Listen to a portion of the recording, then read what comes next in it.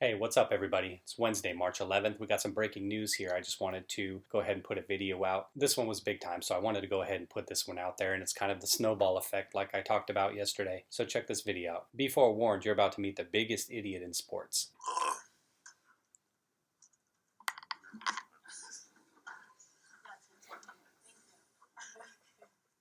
So you saw what you thought you saw there. An individual in the NBA making light of the situation surrounding the coronavirus during a post-game interview, went ahead and touched all the microphones while reporters there just kind of chuckled it off, and then he jogs off, right? Pretty funny, I guess. All right, so in the event that you're not a follower of the NBA, or you could give a shit about the NBA like me, that gentleman there was Utah Jazz center Rudy Gobert. That was a post-game interview 2 days ago. So here's the news from today. Coronavirus live updates. NBA suspends season after Utah Jazz player tests positive for the COVID-19. And who could it be? Well, would you know? This is a CBS Sports article, but here you go. What do you know? NBA suspends season after Rudy Gobert tests positive for coronavirus. So way to go, Rudy. You're really funny. Yeah, we don't know obviously if he had it at the time, if he knew he had it at the time, if it just happened after then. Like I said, if he knew he had it at the time, just being a comedian touching the microphones and all that stuff, you'd hope that's not the case. Let's go ahead and read here some information, and this is going to be from the sports perspective, obviously, so we'll cover a lot of sports. The NBA suspended its 2019-20 season after a Utah Jazz player, reportedly Rudy Gobert, tested positive for COVID-19. Games in progress on the night of March 11th will be completed. The league postponed Wednesday's game between the Thunder and the Jazz. Players and officials were told to walk off the floor while awaiting a decision from the league. And then the announcement was made to a jeering Oklahoma City crowd. Prior to the game on Wednesday, the team announced that Rudy Gobert and Emmanuel Mudiay were both out for the game due to an illness.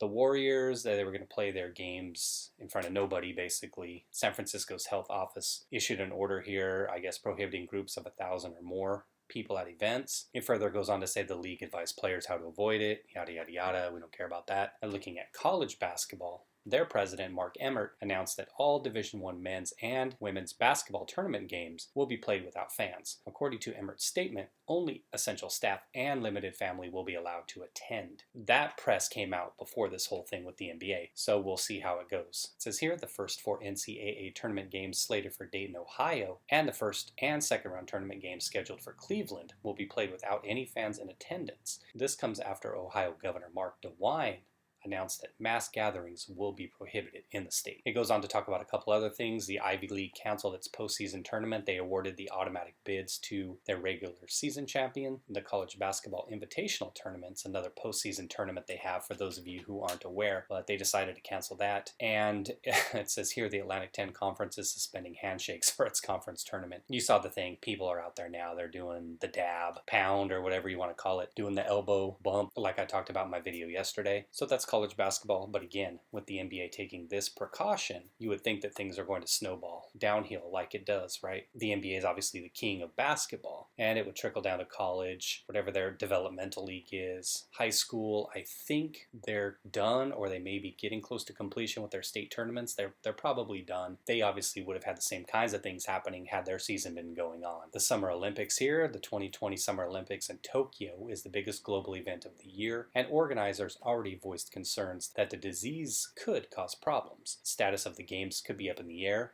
until as late as May. Japan's Olympic minister, Seiko Hashimoto, later clarified that the contract the IOC has with the country states the organization has the right to cancel games only if they are not held during 2020, with no specific dates mentioned. The IOC has reiterated that there is a full commitment to the success of the Olympic Games Tokyo 2020, taking place from July 24th to August 9th, 2020. The flame lighting ceremony this week in Greece is happening with no fans in attendance. And then it goes on here to talk about Major League Baseball and hockey. The Mariners and the Rangers are looking to move their opening weekend series. That would be in Seattle, and that's an epicenter obviously, so they obviously don't want to be playing there. In the NHL, it says here the Maple Leafs, that's Toronto's team, halted air travel for their European-based scouts, amateur scouts, and professional scouts that will have territory throughout North America. Team scouts that need to travel will do so by car only. The NHL regular season is set to continue as scheduled, with the final day on April 6th and the Stanley Cup playoffs beginning shortly thereafter. The league closed locker room access to media members beginning Monday, and that happened in the NBA as well. They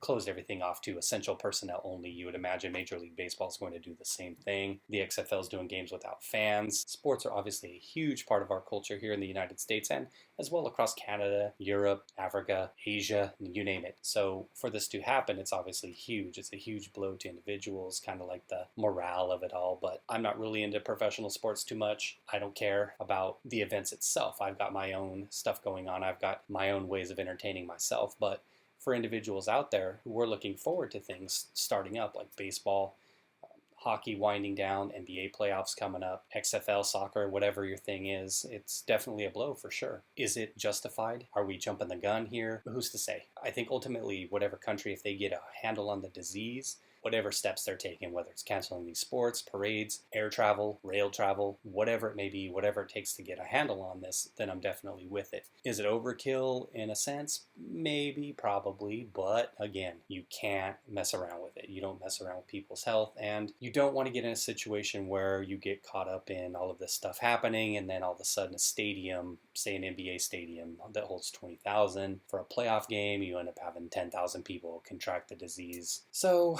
I mean, I guess I want to see people maintain a level of calm and don't get fearful. And perhaps this goes a long way into ensuring that this doesn't happen. Just making sure that people stay out of these situations. Maybe that's the step that's needed. Obviously, we don't want to go the China route and have the government barring us inside of our houses. But to bar events, large outdoor events, indoor events where there's a lot of people, then perhaps that's what needs to happen at this time. So I don't care about the professional athlete side of it. They make millions of dollars, are going to get paid anyway, so they'll be fine. They've got the 1%er healthcare, so they're going to be good. This guy in Utah, he's going to be fine most likely. What I think about when it comes to this, again, is just the common everyday folk, the normal person like you and I who's out there who works one of these jobs that supports it. The guy taking tickets, the guy at the parking lot stadium giving me a parking pass, the guy, the peanut vendor, the person who's working the stadium afterwards, cleaning up after everybody. So those are the kind of people I think about and the disruption in their lives. Hopefully, like I talked about with my other story that came out about Uber, hopefully these individuals are able to be taken care of in some way by the organizations, the companies. Again, I hold no ill will towards these companies or organizations if they don't, but hopefully they can step it up and look after their employees and kind of at least help them maintain like a kind of a semblance of normalcy in their paycheck, in their monthly income as this stuff happens. Because again, the sports industry, travel industry, any support, hospitality industry, these things are definitely going to be hit hard. So again, let's bring it back to this doofus Rudy Gobert now. Like I said, dude thought he was really funny.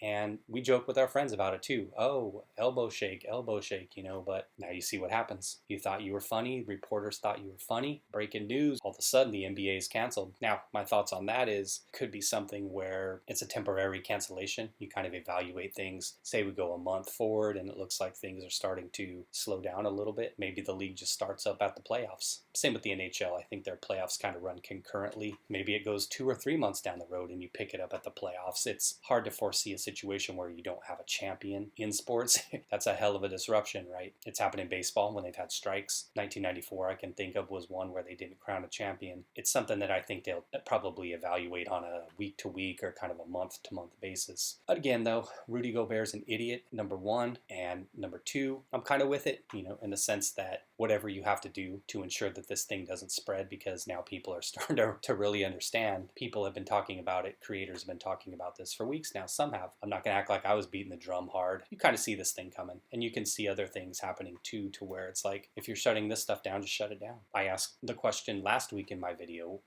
Delta, why not just shut it down? They were trying to talk about shutting down certain flights to Korea. Shut it all down. Why not stop all air travel? Why not stop all rail travel, all metro travel, all bus travel, wherever people can gather?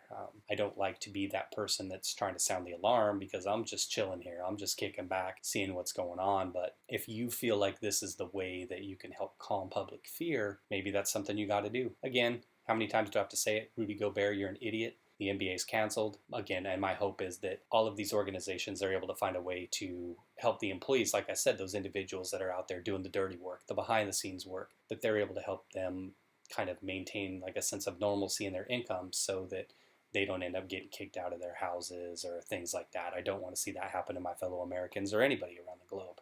for that matter. Again, take care, everybody. Like I always say, just take the precautions you need to. Be safe out there. And if you ever see me, don't worry. You can still shake my hand. I'm not worried about catching corona from a handshake. I wash my hands all the time. So take it easy, everybody. Take care and have a great rest of your week.